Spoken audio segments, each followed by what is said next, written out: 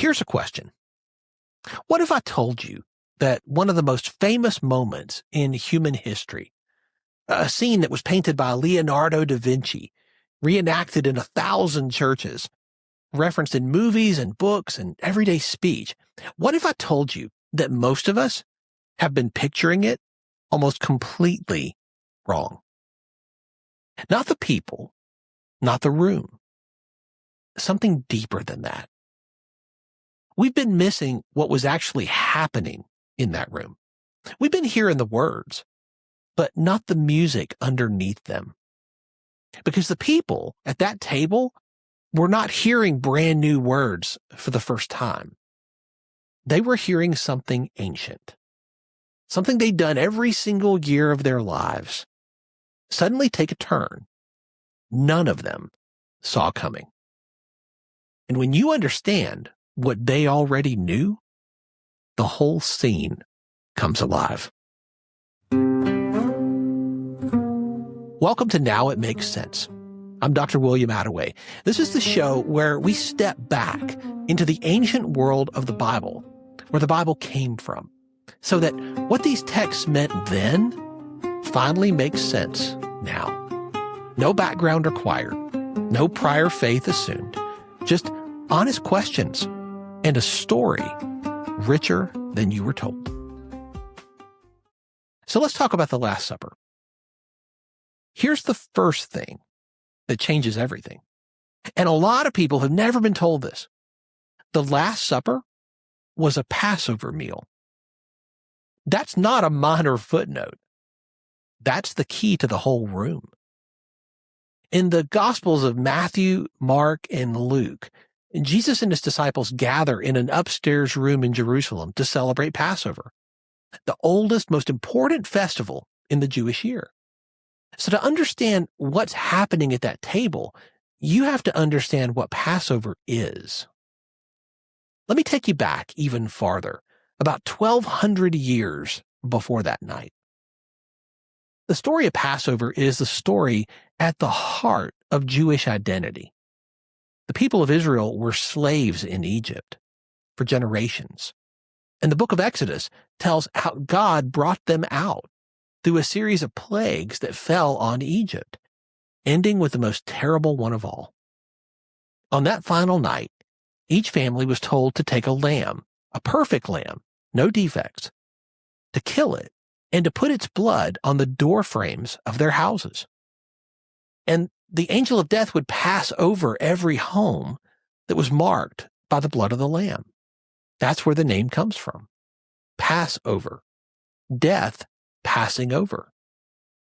And then they ate roasted lamb, bread made without yeast because they were leaving in such a hurry, there was no time to let the bread rise. Bitter herbs symbolizing the bitterness of slavery. And God gave them a command that echoes down through the centuries. Do this every year. Remember this night. Tell your children so that no generation ever forgets where you came from and who brought you out. So now, fast forward back to that upstairs room with Jesus. Every person at that table had done this meal every year of their lives. As children, as teenagers, they knew the rhythm of it by heart, the way you know the words to a song that you've sung since you were small. And this is the part most of us miss. By the first century, the Passover meal had a shape, an order, specific foods eaten in a specific sequence, specific cups of wine lifted at specific moments, specific words spoken, specific questions asked. It was, in one sense, a script, one that everyone in that room had rehearsed their entire lives. Now, I want to be honest with you here because this is a show for people who'd rather have the truth than a tidy story.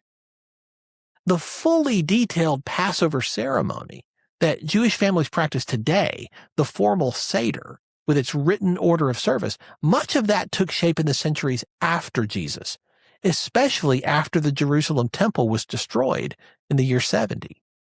So we have to be careful not to assume every single detail of a modern Seder was sitting on that table.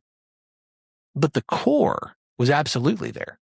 The lamb, the unleavened bread, the bitter herbs, cups of wine at set moments, the retelling of the Exodus story, the structure of remembrance, where everything on the table meant something and was used to tell the story. Those elements are ancient, and they were all present that night. So when we walk through this, hear it as, here is the world of meaning those disciples carried into that room. And it's that world that makes what Jesus does so staggering. So let's talk about the cups. The Passover meal was marked by cups of wine, traditionally 4 of them, lifted at different points in the meal. And each cup carried meaning, each one connected to a promise. There's the first cup, the opening cup, called the cup of sanctification, that sets the meal apart and begins it. There's a cup tied to the telling of the story, the cup of deliverance, as they tell the story of the plagues, of slavery, and of God's deliverance of his people. Then there's a cup that comes after the meal itself. In Jewish tradition, this third cup came to be called the cup of redemption, connected to God's promise. I will redeem you with an outstretched arm. Redemption, rescue, a price paid to buy a people back out of slavery. And then there's the final cup, called the cup of praise, tied to the great songs of thanksgiving. Now watch what Jesus does. The Gospel of Luke tells us that Jesus took bread and broke it and said, "This is my body given for you. Do this in remembrance of me." Now pause on that word, remembrance. That is Passover language. The entire meal exists to remember. And Jesus reaches into the most sacred remembrance his people have. And he puts himself at the center of it. Then Luke tells us something very specific. He says Jesus took the cup after supper, after the meal, and said, "This cup is the new covenant in my blood, which is poured out for you." After supper, the cup that comes after the meal.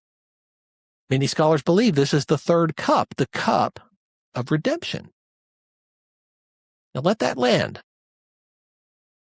For more than 1,000 years, Jewish families had lifted that cup to remember how God redeemed them from slavery in Egypt. How spreading the blood of a lamb on their doorpost meant the angel of death would pass over them and they would go free. Now Jesus lifts that same cup, the cup of redemption, the cup of rescue, and he says, "This is my blood." He's not inventing a new ceremony out of nowhere. He's stepping into the oldest, most rehearsed, most beloved ritual his people had. And he's saying, in effect, this was always pointing somewhere. It was pointing to this, to me. I am the Lamb. My blood is the blood on the doorpost. The redemption you've remembered every year, it's happening now. And it's happening through me. I want you to imagine being in that room. You have lifted this cup every year of your life. You know exactly what it means. You could recite the words in your sleep. And then your rabbi, your teacher, this man that you have left everything to follow, takes the script that you've known since childhood, and at the precise moment you're expecting the familiar words about Egypt and the lamb and the blood on the door, he says something no one's ever said. "This is my blood." That room would have gone silent. Not because they fully understood. They didn't, not yet. But because they knew the script. And they knew he'd just done something to it that no one had ever done. He'd stepped into the story as though the whole thing had been about him all along. Here's why this matters so much. for how we read the rest of it. If you don't know the Passover, you hear "this is my blood" as a strange, even troubling line, out of nowhere, disconnected.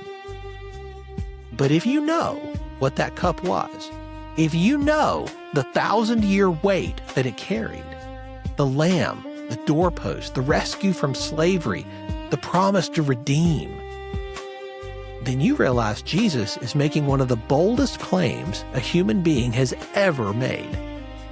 And he's making it in a language every person at that table understood in their bones.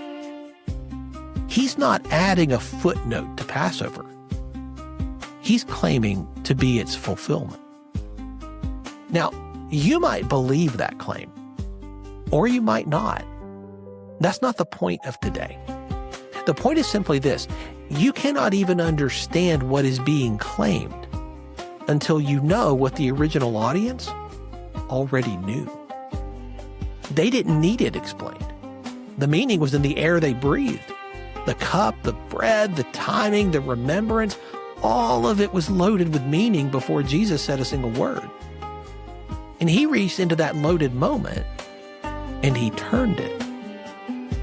That's what context does. It doesn't just add detail. It hands you the meaning the first audience already had. And suddenly a scene you thought you knew becomes something you're seeing for the very first time. The bread, the cup after supper, the oldest meal in the world, taking a turn no one expected. Now it makes sense. Next week, we'll step into another story that we think we know and find out it's been pointing in a direction most of us never noticed. Wherever you are, whatever you believe or don't, you are welcome at this table. God can handle your questions. This is the place for them.